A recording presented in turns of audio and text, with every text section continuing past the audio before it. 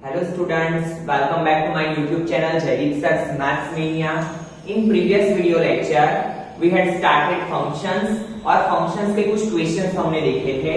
अभी आज का जो टॉपिक है वो बहुत ही इंपॉर्टेंट टॉपिक है, थोड़ा थियरिकल टॉपिक है, आपको बोरिंग भी लग सकता है, but it is also important for your JEE exam, good CET exam and board purpose.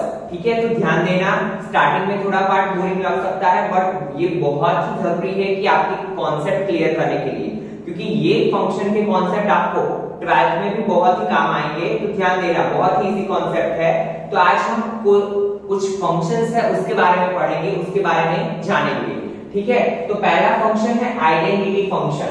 तो सबसे पहले आइडेंटिटी फंक्शन बोलते किसे है, यहाँ पे मैंने डिफाइन लिखी है, the real value function f from r to r। r क्या है, रियल वैल्यूज।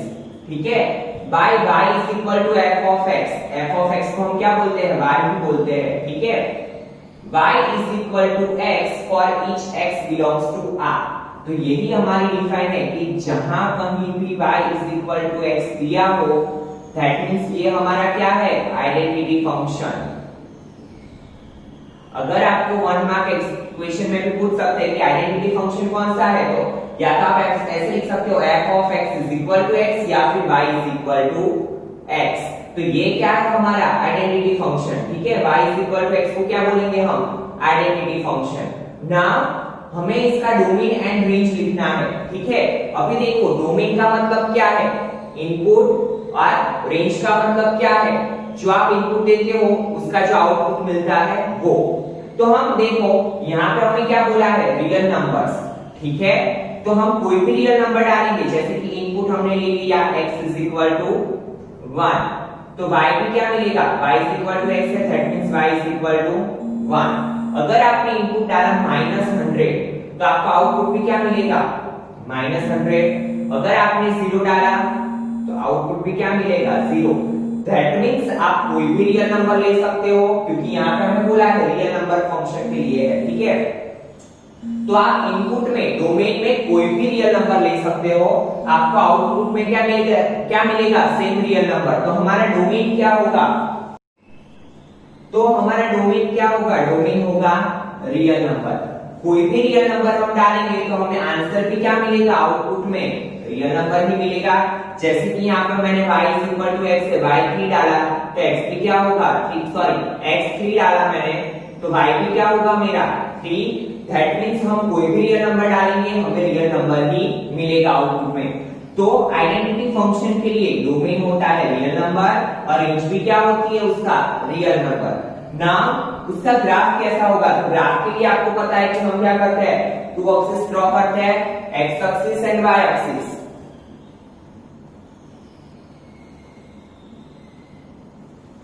ये होता है origin 1 2 3 4, -1 -2 -3 -4, 1 2 3 4, -1 -2 -3 -4। Got it student. Now हमें वैल्यू सपोज करनी पड़ेगी, आप कोई भी वैल्यू लेके भी चेक कर सकते हो। यहाँ पे देखो मैं वैल्यूज ले रहा हूँ, कोई भी 4 वैल्यूज हम ले लेते हैं ग्राफ ड्रॉ करने के लिए। तो x लिख लिया, y लिख लिया। पहली वैल्यू लेते हैं -2, अगर x -2 लिया तो y भी क्या मिलेगा, -2। साथ में ड्रॉ करते जाते हैं, देखो यहाँ पे x -2, y का -2 यहाँ पे, तो ये देन 0 लेंगे x में तो y को क्या मिलेगा, 0। दैट मींस ये है हमारा ओरिजिन। ठीक है, अभी 1 ले लो x तो y भी क्या मिलेगा, 1, बिकॉज़ फंक्शन क्या है हमारा, y is equal to x। तो यहाँ पे 1 1। देन ले लो 3, x ले लो 3 तो y भी क्या मिलेगा, 3। तो यहाँ पे है 3 3। ठीक है, नाउ जॉइन इट, तो क्या मिला ग्राफ हमें, स्ट्रेट लाइन। तो आइडेंटिटी फंक्शन का ग्राफ क्या मिलता है, स्ट्रेट लाइन। ठीक है, आप खुद से भी कोई भी नंबर लेके चेक कर सकते हो तो आपको और अच्छे से आइडिया आएगा। तो आइडेंटिटी फंक्शन क्या होता है, y is equal to x, उसका डोमेन क्या होगा, रियल नंबर, और रियल नंबर डालेंगे तो हमें रेंज भी क्या मिलेगी, रियल नंबर की मिलेगी, और उसका graph straight line. Now second function constant function. C constant आपको पता है कोई भी डिजिट जो होते हैं उसको हम क्या बोलते हैं कांस्टेंट फंक्शन, ठीक है। तो the function f from r to r by y is equal to fx plus c, fx is equal to c where c is a constant, ठीक है। तो y is equal to y को f of x भी बोलते हैं और ये कौन सा है constant function where c is a constant। जैसे कि मैंने कोई एग्जांपल लिया है f of x is equal to 3, कोई भी वेरिएबल ना हो सिर्फ कांस्टेंट वैल्यू हो तो उसे हम क्या बोलते हैं कांस्टेंट फंक्शन, ठीक है। अभी डोमेन और रेंज की बात है, ठीक है। तो डोमेन होता है हमारा x और रेंज होता है हमारा y, दैट मींस डोमेन हमारा होता है इनपुट, रेंज होता है आउटपुट। अभी आपको थोड़ा कंफ्यूजन होगा कि सर यहाँ पे तो x है ही नहीं तो हम डोमेन में क्या लिखेंगे। तो सी हमारे पास एक रूल है कि कुछ भी ना हो, जैसे कि c इंटू 1 क्या होगा c ही होगा। 1 को क्या बोलते हैं हम, कोई भी हो डिजिट बेसिक के ऊपर कोई भी पावर 0 हो तो वो क्या होता है 1। ये सिर्फ हम हमारी अंडरस्टैंडिंग के लिए ले रहे हैं, तो 1 को हम क्या लिख सकते हैं x रेज़ टू 0, x का 0 पावर दैट मींस 1, ताकि आपको पता चले कि हमें डोमेन क्या लेना है, ठीक है ना। देखो तो हमारा फंक्शन क्या हो गया y is equal to c into x raised to 0। Just for understanding ये लिखने की जरूरत नहीं है, फिर आपको समझ में आ जाएगा कि ये कुछ काम का नहीं होगा। अभी आपको समझाने के लिए, क्योंकि डोमेन हमारा क्या होता है x की वैल्यू, तो आप कोई भी रियल नंबर लोगे, ठीक है।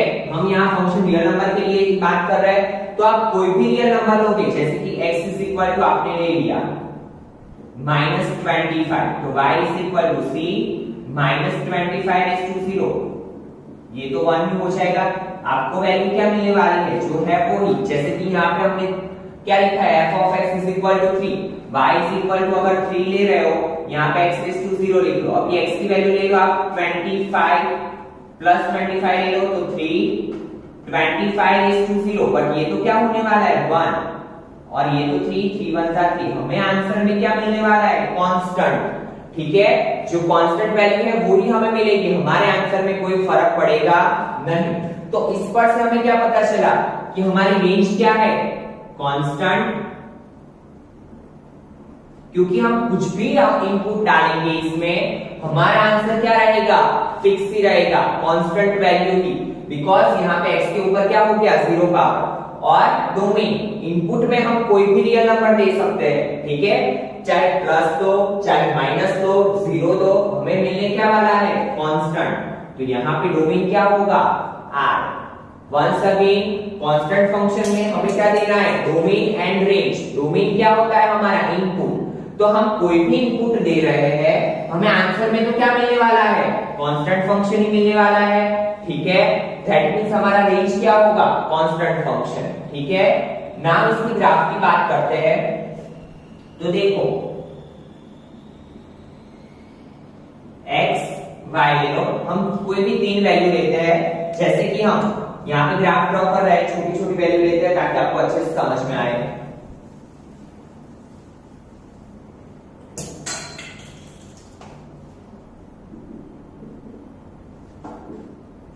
ये है हमारा ओरिजिन 1 2 3 4, -1 -2 -3 -4, 1 2 3 4, -1 -2 -3 -4, ठीक है।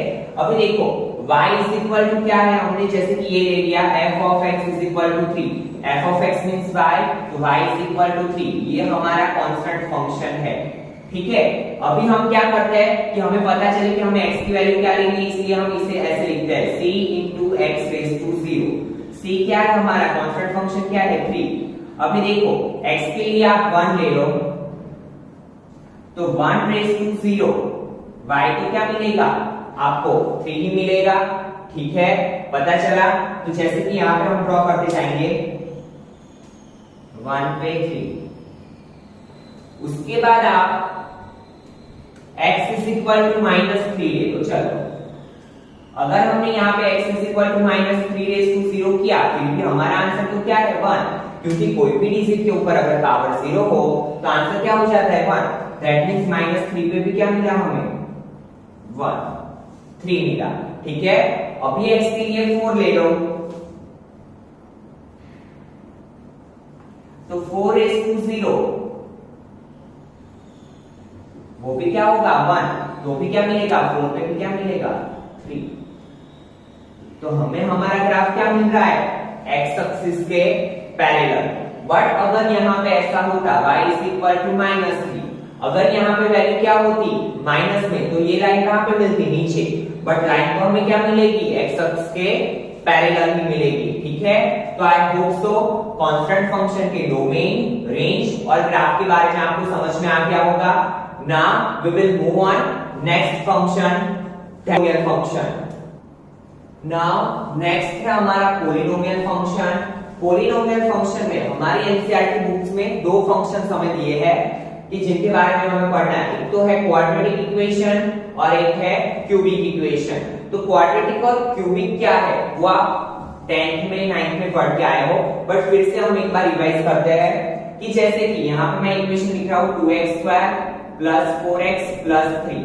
अगर इक्वेशन का बिगेस्ट पावर क्या हो 2, या तो फिर उसकी डिग्री, बिगेस्ट पावर को हम डिग्री भी बोल सकते हैं, अगर उसकी डिग्री 2 हो तो वो इक्वेशन क्या होता है क्वाड्रेटिक इक्वेशन।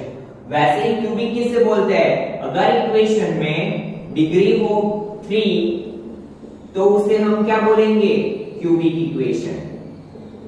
ठीक है, तो नाउ उसके बाद हम बात करते हैं उसके डोमेन और रेंज की, कि डोमेन क्या ले सकते हैं, रेंज क्या ले सकते हैं। जैसे कि हम यहाँ पे टेक्स्ट बुक का ही एग्जांपल ले रहे हैं, f of x = x²। It is quadratic equation because यहाँ पे बिगेस्ट पावर क्या है 2। ठीक है, f of x means y = x²। अभी देखो x होता है हमारा इनपुट, दैट मींस डोमेन। तो हम फंक्शन में किसकी बात कर रहे हैं, रियल नंबर्स की। तो आप कोई भी रियल नंबर डाल सकते हो। ठीक है, इक्वेशन में तो आप कोई भी रियल नंबर डाल सकते हो, दैट मींस हम कुछ भी इनपुट डालेंगे रियल नंबर में। ठीक है, तो हमारा डोमेन क्या होगा r। ठीक है, रियल नंबर्स। नाउ तो हमें आउटपुट क्या मिल रहा है वो चेक करेंगे। अभी देखो सपोज मैंने x = ले लिया 2, तो y = x² है, 2 का स्क्वायर 4। ठीक है, नाउ मैं ले रहा हूं x = 0, तो y = 0 का स्क्वायर 0, दैट मींस क्या मिला हमें 0। नाउ मैं नेगेटिव वैल्यू ले रहा हूं x = -3, तो y = x का स्क्वायर -3 का स्क्वायर, दैट मींस 9। अभी आप देखो हम कोई भी इनपुट लेंगे, चाहे पॉजिटिव चाहे नेगेटिव चाहे 0, हमारी वैल्यू क्या होने वाली है 0 या फिर पॉजिटिव, क्योंकि स्क्वायर कभी नेगेटिव नहीं हो सकता, वो पॉसिबल ही नहीं है। पता चला स्क्वायर कभी नेगेटिव हो ही नहीं सकता है, दैट मींस हम कुछ भी इनपुट डालेंगे हमें आंसर क्या मिलेगा, या तो पॉजिटिव वैल्यू या तो 0, उससे नीचे कोई आंसर मिल नहीं सकता। ऐसा नहीं हो सकता है कि हमें -1 आंसर मिलेगा। तो हमें पता चल गया हमारी रेंज क्या है, या तो रेंज क्या मिलेगी 0 या तो रियल नंबर ही मिलेगा, बट कैसा पॉजिटिव। तो हम इसे कैसे डिनोट करेंगे, r+ से डिनोट करेंगे। ठीक है, पॉजिटिव रियल नंबर्स, क्योंकि नेगेटिव कोई भी नंबर हमें मिल नहीं सकता, क्योंकि यहाँ पे क्या है स्क्वायर। पता चला, तो हम कोई भी रियल नंबर डालेंगे, बट हमारा रेंज, हमारा आउटपुट क्या होगा, या तो 0 या तो पॉजिटिव नंबर। ठीक है, नाउ ग्राफ इसका कैसा होगा,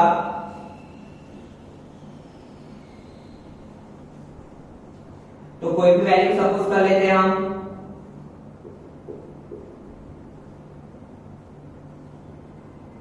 x y। ठीक है, अभी देखो x = -2 -1 1 और 2 ले लेते हैं। -2 x -2 लिया है, तो y क्या होगा, y = x², -2 का स्क्वायर 4। अगर x -1 लिया है तो -1 का स्क्वायर 1 लिया है तो 1 का स्क्वायर 1 और 2 का स्क्वायर 4। नाउ इसको डिनोट करते हैं ग्राफ पे।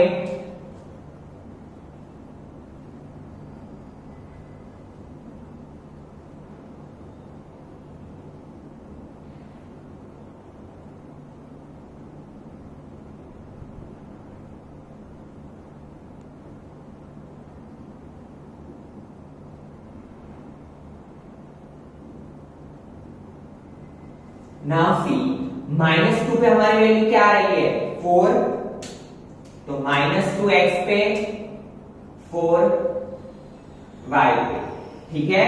देन -1 -1x पे y पे 1, देन 1 1 1 1 2 4 2 4 2 पे क्या रहा है 4। अभी और एक पॉइंट ले रहा हूं ताकि आपको अच्छे से ग्राफ क्लियर हो। हम 0 लेके देखते हैं, तो 0 का स्क्वायर क्या होगा 0, दैट मींस एक पॉइंट हमारा क्या आएगा ओरिजिन, ठीक है 0 0, दैट मींस ये ओरिजिन। तो देखिए अगर आप अच्छे से ड्रॉ करोगे पेंसिल और स्केल लेके तो आपका ग्राफ कैसा बनेगा ऐसे, इसको यहां पे ज्वाइन कर देना, ठीक है। तो हमारा ग्राफ कैसा बनेगा ये वाला, किसके लिए फॉर क्वाड्रेटिक इक्वेशन, ठीक है। आप कोई भी पॉइंट्स लेके अपनी नोटबुक में चेक कर सकते हो, आपका ग्राफ कैसा बनेगा क्वाड्रेटिक इक्वेशन का ऐसा ही बनेगा। Now cubic equation, cubic equation में हमने क्या लिया equation f of x that means y is equal to x cube। Now हम उसके डोमेन और रेंज की बात करेंगे। इक्वेशन है तो हम कोई भी डोमेन में रियल नंबर डाल सकते हैं, दैट मींस हमारा डोमेन क्या है रियल नंबर, ठीक है ना। आउटपुट की बात करते हैं। अभी देखो y इज इक्वल टू क्या है x क्यूब, अगर x आपने 1 लिया तो 1 का क्यूब 1, दैट मींस पॉजिटिव डाला तो हमें क्या मिला पॉजिटिव। नाउ 0 के लिए चेक करते हैं, 0 का क्यूब तो 0 0 डाला तो 0। Now x is equal to -1 लेते हैं, नेगेटिव वैल्यू डाल के चेक करते हैं, तो y इज इक्वल टू -1 का क्यूब। अभी आपको पता है कोई भी डिजिट के ऊपर अगर पावर ऑड नंबर में है तो आपका आंसर क्या रहता है नेगेटिव ही रहता है, दैट मींस -1 का क्यूब क्या मिलेगा -1। दैट मींस अगर हम क्यूबिक इक्वेशन में माइनस इनपुट डालते हैं तो हमारा आउटपुट भी क्या आएगा माइनस। दैट मींस इस पर से हमें पता चल गया कि हम जैसा डोमेन डालेंगे वैसा ही रियल नंबर हमें मिलेगा। तो क्यूबिक इक्वेशन में रेंज क्या हो सकती है हमारी रियल नंबर, इसमें हम 0 पॉजिटिव नहीं लिखेंगे क्योंकि माइनस इनपुट डालने से हमारा आउटपुट भी क्या मिल रहा है माइनस, ठीक है। तो हम डोमेन में रियल नंबर जो डालेंगे उस हिसाब से हमारी रेंज मिलेगी। नाउ ग्राफ चेक करते हैं हम इसका, सेम पॉइंट्स ले लेते हैं।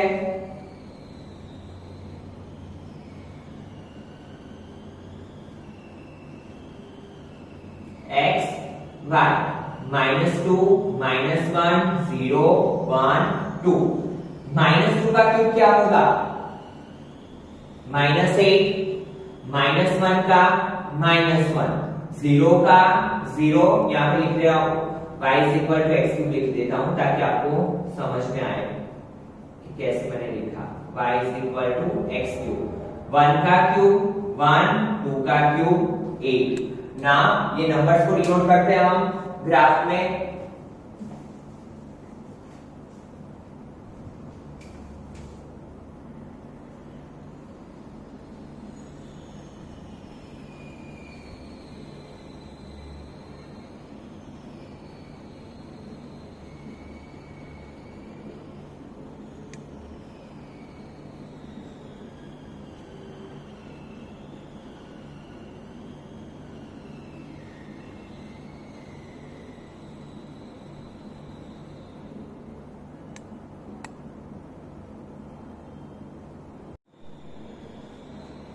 Now see student one by one हम पॉइंट डिनोट करेंगे। तो देखिए x पे -2 है तो y पे हमारा क्या आ रहा है -8, देन x पे -1 y पे भी -1 यहां पे आएगा, देन 0 पे 0 ओरिजिन, 1 पे 1 1 पे 1 और 2 पे 8 आ रहा है, ठीक है। तो अगर हम इसे ज्वाइन करेंगे तो हमारा ग्राफ कैसा बनेगा इस हिसाब से। तो क्यूबिक इक्वेशन का हमारा ग्राफ कैसा बनता है ऐसा बनेगा, ठीक है। आप और कोई भी पॉइंट्स लेके चेक कर सकते हो कि आपका ग्राफ ऐसा ही बनेगा, ठीक है, तो इसी के साथ आपका क्वाड्रेटिक और क्यूबिक इक्वेशन का भी फंक्शन कंप्लीट हुआ। Now we will move on next topic, modulus function, that is most important topic, तो अच्छे से ध्यान देना। Now see student, one of the important function modulus function, ठीक है, अच्छे से ध्यान देना। थोड़ा कॉम्प्लिकेटेड है बट एक बार समझ गए तो बहुत ही इजी है, तो ध्यान देना। सबसे पहले मॉड्यूलस फंक्शन की हमने अपने तरीके से एक डिफाइन बनाई हुई है। The modulus value of a number may be thought of as its distance from zero। कोई भी फंक्शन, कोई भी वैल्यू है, उसका जीरो से जो डिस्टेंस होता है उसे हम मॉड्यूलस फंक्शन के रूप में लेते हैं। क्यों? क्योंकि आपने अपने स्मॉलर स्टैंडर्ड में पढ़ा हुआ है, जैसे कि यहाँ पे मैंने कुछ वैल्यू लिखी है, इसे हम बोलते हैं मोड। मोड में से कोई भी वैल्यू बाहर निकलती है तो वो ऑलवेज क्या हो जाती है? पॉजिटिव। अगर हम -3 डालेंगे तो 3, अगर पॉजिटिव डाला तो वो पॉजिटिव ही देता है, ठीक है। अगर मैंने 0 डाला तो वो तो 0 ही देगा। बट हम कोई भी नेगेटिव वैल्यू डालेंगे, जैसे कि -25, तो वो क्या हो जाएगी? 25, ठीक है। तो मॉड्यूलस फंक्शन का मीनिंग ही वो है कि उसमें हम जो भी वैल्यू डालते हैं उससे वो पॉजिटिव करके भेजता है। तो देखो, जैसे कि हम 0 से 3 का डिस्टेंस है, 0 से यहाँ पे 3 का डिस्टेंस है, वो क्या होगा? 3 यूनिट, ठीक है। बट अभी आप समझो कि हम नेगेटिव डायरेक्शन में जाएंगे तो भी जो 0 से 3 का डिस्टेंस है, -3 का, वो डिस्टेंस तो क्या रहेगा? 3 यूनिट। क्योंकि डिस्टेंस में हम ऐसा नहीं बोल सकते कि -3 यूनिट है। पता चला हम जा रहे हैं नेगेटिव डायरेक्शन में, बट है क्या ये? डिस्टेंस फ्रॉम 0, तो डिस्टेंस तो ऑलवेज पॉजिटिव ही होगा। कभी हम ऐसा नहीं बोले कि मैंने -1500 किलोमीटर की ट्रैवलिंग की, हम क्या बोलेंगे? हमने 1500 किलोमीटर का ट्रैवल किया, ऐसा कभी नहीं बोल सकते कि -1500। तो हमने इसे वही थॉट में लिया है, बट कंफ्यूजन वहां पे आएगा कि चलो डिजिट्स के लिए तो हमें पता चल गया, बट यहाँ पे अगर x होगा या कोई वेरिएबल होगा y, तो हमें पता कैसे चलेगा कि वो प्लस है कि माइनस है? पता चला, जैसे डिजिट को तो हमने देख लिया, बट वेरिएबल तो अननोन है, वो कैसे हमें पता चलेगा कि वो प्लस था कि माइनस था? तो हमने क्या किया कि हमारी कंडीशन सेटिस्फाई हो, इस वजह से हमने फंक्शन को 2 टुकड़ों में डिवाइड कर दिया, ठीक है। 2 टुकड़ों में क्या कर लिया? विभाजित कर दिया उसे। कैसे? जैसे कि यहाँ पे x, ये x कैसा है? पॉजिटिव, तो इसकी वैल्यू तो हमें पॉजिटिव ही मिलेगी। अगर x की वैल्यू ग्रेटर देन और इक्वल टू 0 है, जैसे कि x है 5, तो 5 का तो हमें 5 मिलेगा, ठीक है। अगर 0 है तो 0 का तो हमें 0 ही मिलेगा, तो वो हमें पॉजिटिव ही मिलेगा। तो हमने क्या लिया? x if x greater than 0। But अगर हमारा x है -5, ठीक है, तो वो प्लस कैसे होगा? तो देखो, हम आगे एक माइनस लगा दे तो माइनस माइनस क्या हो गया? 5। पता चला, तो हमें तो आंसर क्या लाना था? पॉजिटिव ही मॉड्यूलस में से बाहर निकालने के लिए, बट हमने वेरिएबल के लिए क्या किया? आगे माइनस लगा दिया, ताकि क्या हो? हमारी कंडीशन सेटिस्फाई हो जाए, माइनस माइनस मिलके प्लस। तो ये चीज आपको याद रखनी है कि जब भी if x less then 0, that means ये क्या है हमारा? -x, ठीक है। क्यों? क्योंकि माइनस माइनस क्या हो जाएगा? प्लस। अगर -7 है तो अब हम यहाँ पे -7 है तो हमने बाहर एक माइनस रख दिया, that means minus minus plus. तो हम इसको मॉड्यूलस फंक्शन को ऑलवेज 2 पार्ट्स में डिवाइड कर देंगे। एक क्या होगा? अगर x ग्रेटर देन और इक्वल टू 0 है तो हमें वैल्यू क्या मिलेगी? पॉजिटिव। और अगर x लेस देन 0 है, x की वैल्यू 0 से छोटी है, तो हम क्या लेंगे? -x, ताकि वो एंड में क्या हो जाए? प्लस। नाउ बात करते हैं डोमेन एंड रेंज की। तो डोमेन में तो हम कुछ भी इनपुट डाल सकते हैं, कोई भी रियल नंबर डाल सकते हैं। तो डोमेन क्या लिखेंगे हम? r, ठीक है। डोमेन में हम कोई भी रियल नंबर डाल सकते हैं। अभी देखो, जैसे कि हमने डोमेन में डाला 5, हमें आंसर क्या मिला? 5। अगर हमने डाला 0, हमें आंसर मिला 0। अगर हमने डाला -5, तो हमें आंसर क्या मिल रहा है? +5 ही मिल रहा है। तो हमारी रेंज क्या हो सकती है? चलो सोचो अपने तरीके से और खुद से बोलो कि क्या हो सकता है। वेरी गुड, क्या हो सकता है? आई होप आप सबने सही अज्यूम किया होगा। हम कुछ भी इनपुट डालेंगे या तो हमारा वैल्यू होगा 0 से लेके पॉजिटिव इनफाइनाइट तक, ठीक है। क्योंकि हम नेगेटिव वैल्यू डालेंगे तो भी हमारा आंसर क्या होगा, प्लस, ठीक है। तो हम इसे ऐसे लिखेंगे कि रेंज इसकी क्या होगी, 0 टू इनफाइनाइट, क्योंकि 0 को हम इंक्लूड करेंगे, 0 पे क्या मिलता है 0, बाकी 0 से इनफाइनाइट थी, माइनस में भी वैल्यू डालोगे हमें आउटपुट क्या मिलने वाला है, पॉजिटिव। ना इसके ग्राफ की बात करते हैं तो इसका ग्राफ भी कैसा होगा, हमने आगे ड्रॉ किया उसके जैसा ही। अगर आपको क्वाड्रेटिक इक्वेशन का ग्राफ याद हो तो उसके जैसा ही बनेगा, क्यों, क्योंकि उसमें भी क्या था, नेगेटिव वैल्यू पे आंसर क्या था, पॉजिटिव। तो यहाँ पे फिर से हम ड्रॉ करते हैं graph.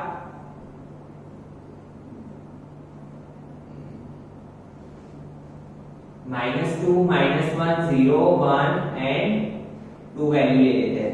y is equal to क्या है, यहाँ पे लिखा हुआ है मोड x। -2 को मोड में डालेंगे 2, -1 को 1, 0, 1 एंड 2, ठीक है। अभी डिनोट करेंगे इसे 1, 2, 3, 4, 5, 6, -1, -2, -3, -4, -5, 1, 2, 3, 4, 5, -1, -2, -3, -4, -5, और ये ओरिजिन। नाउ -2 पे क्या मिल रहा है, -2 पे 2, -1 पे 1, 0 पे 0, 1 पे 1, 2 पे 2। तो हमारा ग्राफ कैसा बनेगा, मॉड्यूलस फंक्शन का। ये है हमारा ग्राफ। तो आई होप सो फ्रेंड्स कि आपका मॉड्यूलस फंक्शन का कॉन्सेप्ट क्लियर हो चुका होगा। नाउ इसके रिलेटेड क्वेश्चंस है वो हम करते हैं। एक्सरसाइज 2.3 का क्वेश्चन 2 हमने बाकी रखा था, ये फंक्शन की वजह से बाकी रखा था। Now pay attention here, find the domain and range of the following. ऐसे क्वेश्चंस आपके आएंगे तो ध्यान देना। Find the domain and range of the following real functions. एक फंक्शन दिया हुआ है हमें f of x is equal to minus mod x, और उसका हमें क्या फाइंड करना है, डोमेन एंड रेंज, ठीक है। तो आपको एक चीज माइंड में क्लियर भी होनी चाहिए कि जब भी मॉड्यूलस फंक्शन आए तो हम उसे क्या करते हैं, दो टुकड़ों में डिवाइड करते हैं। कैसे, तो देखो f of x is equal to mod of x is equal to क्या करते हैं, x वैल्यू कब मिलती है, x ग्रेटर देन और इक्वल टू 0, और माइनस x कब मिलती है, x लेस देन 0 हो तब, ठीक है। बट हमें कौन से, ये तो हमने मोड x के लिए किया, बट हमें किसके बारे में चेक करना है, माइनस मोड x। तो अभी देखो ये वैल्यू हमें कब मिलती थी, मोड x के। अभी हम यहाँ पे माइनस x माइनस आगे लगा देंगे तो ये वैल्यू क्या हो जाएगी, माइनस, क्योंकि ये बाहर निकला तो बाहर निकला x, और ये तो बाहर से है ही, तो ये क्या हो जाएगा, माइनस x। कब, x ग्रेटर देन 0 पे, ठीक है। पता चला स्टूडेंट्स, क्या बोल रहा हूं मैं, माइनस x ग्रेटर देन और इक्वल टू 0। क्यों, क्योंकि ये वैल्यू पॉजिटिव है बट बाहर वाला नेगेटिव उसे क्या कर देगा, माइनस बना देगा। तो माइनस x ग्रेटर देन 0, और ये क्या था, माइनस x, बाहर वाला नेगेटिव इसे क्या बना देगा, पॉजिटिव। कब, x लेस देन 0 पे, ठीक है। क्या होगा, x लेस देन 0 पे ये इसे क्या बना देगा, पॉजिटिव। पता चला यहां तक। तो हमारा फंक्शन किस हिसाब से बनेगा, इस हिसाब से बनेगा। नाउ बात आती है डोमेन एंड रेंज की। तो डोमेन का आप कोई भी रियल नंबर डाल सकते हो, ठीक है। तो डोमेन हमारा क्या होगा, R, ठीक है। डोमेन में हमने क्या लिख लिया, R। बट बात है अभी रेंज की। अभी देखो, जैसे कि हम एग्जांपल लेते हैं, हमारा फंक्शन क्या है, माइनस मोड x, ठीक है। हम क्या बोल रहे थे कि अगर x इज इक्वल टू 5 हो तो वो मोड में से बाहर निकलेगा तो क्या हो जाएगा, मोड 5 का क्या हो जाएगा, 5। तो ये माइनस से बाहर का है तो ये 5 बाहर निकला, बट आंसर क्या मिला, -5। अगर यहाँ पे x इज इक्वल टू -5 होता तो भी वो -5 मोड में से बाहर निकलता तो क्या हो जाता, 5।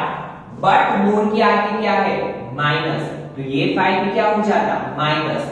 दैट मीन्स आप कुछ भी आउटपुट इनपुट डालोगे आपको आंसर कैसा मिलने वाला है, नेगेटिव। क्यों?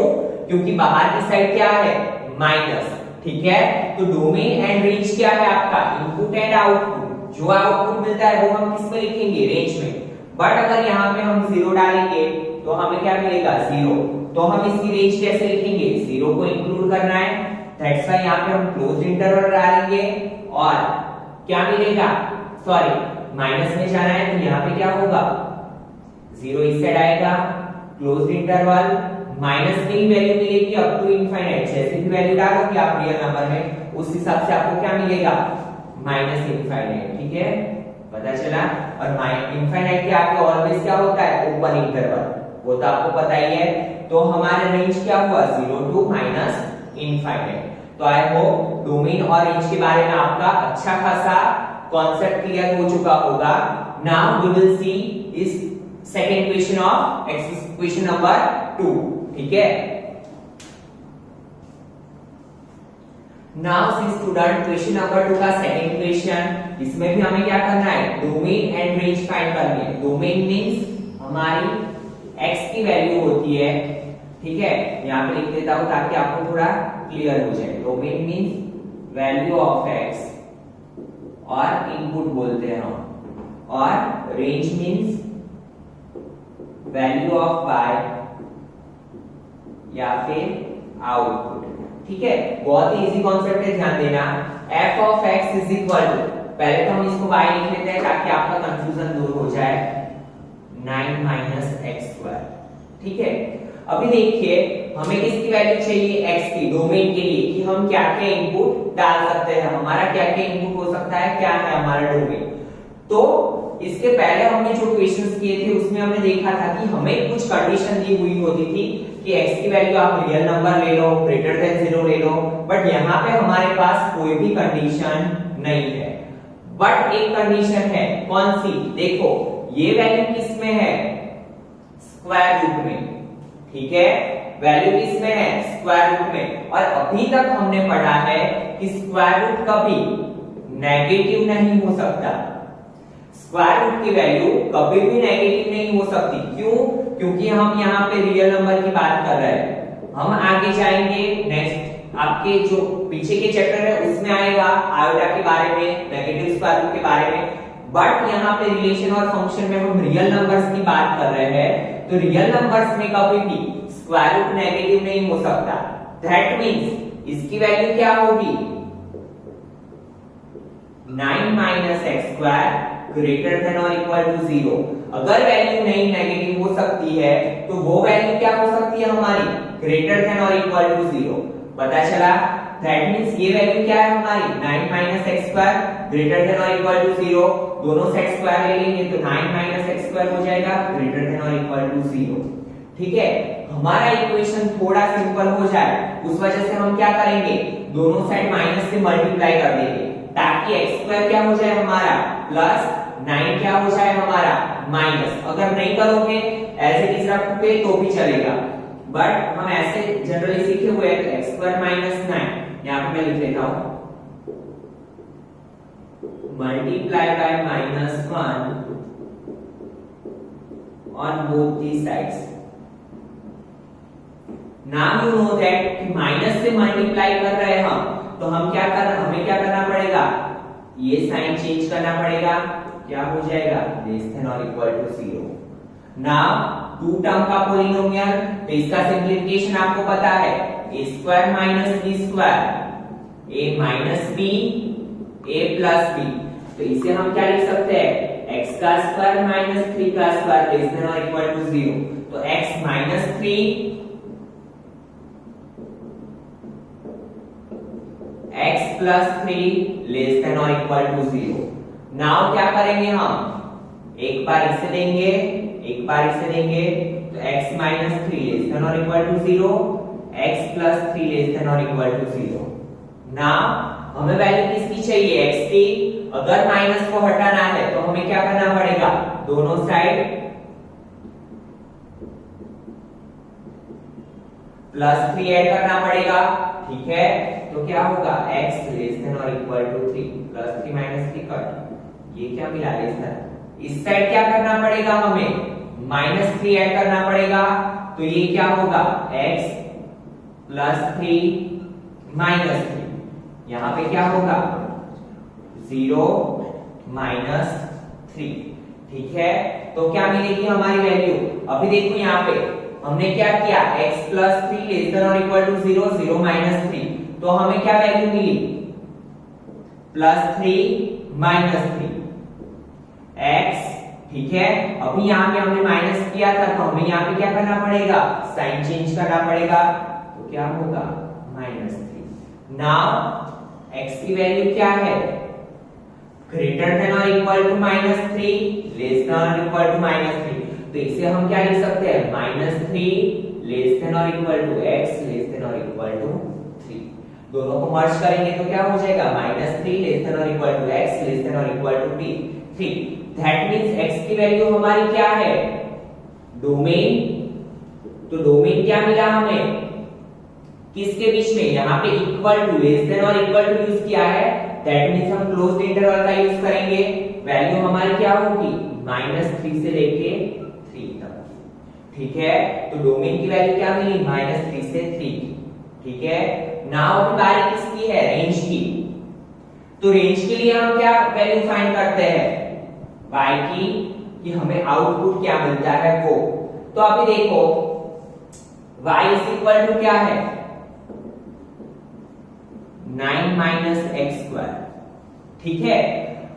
अभी हम -3 से 3 के, ये क्या है हमारा इनपुट, अभी हम ये इनपुट को x में डालेंगे और उसपे से हमें जो मिलेगी y की वैल्यू, वो होता है हमारा रेंज। तो नाउ चेक करो, पहले -3 के लिए चेक करते हैं, चलो -3 से स्टार्ट करते हैं। तो देखो 9 -3 का स्क्वायर, दैट मींस 9 - 9 0, ठीक है। उसके बाद चलो बीच का एक ले लेते हैं, 9 -1 ले लेते हैं, -1 का स्क्वायर, तो 9 -1 का स्क्वायर +1, दैट मींस ये भी क्या मिली वैल्यू हमें, पॉजिटिव, ठीक है। उसके बाद देखो, और ये वैल्यू क्या हो सकती है, इसे हम 2√2 भी लिख सकते हैं, √2 की वैल्यू होती है 1.41 मल्टीप्लाई 2, दैट मींस 0 से बड़ी, ठीक है। उसके अलावा एक वैल्यू ले लेते हैं 0, तो 9 - 0 का स्क्वायर, तो 9 - 0 √9 क्या होता है 3। तो देखो हम कोई भी इनपुट डाल रहे हैं, अगर नेगेटिव इनपुट भी हम डाल रहे हैं तो भी हमें वैल्यू क्या मिल रही है, पॉजिटिव, बट हमारी वैल्यू किसके बीच में रहेगी, 0 से 3 में, ठीक है। तो उस पर से हमें क्या पता चला, रेंज क्या मिल रही है हमें, 0 to 3 पता चला। क्यों, क्योंकि आप -3 से 3 के बीच की कोई भी वैल्यू डालोगे, आपको आंसर किसके बीच में मिलेगा, 0 to 3 में, तो वो क्या होता है हमारा रेंज, जो हमारा आउटपुट होता है उसे हम क्या बोलते हैं, रेंज। तो रेंज क्या होगी, 0 to 3। गॉट इट स्टूडेंट, तो आई होप सो डोमेन और रेंज के बारे में आपका आइडिया क्लियर हो चुका होगा। Now in next video lecture we will see about remaining functions and questions of miscellaneous exercise. Thank you students.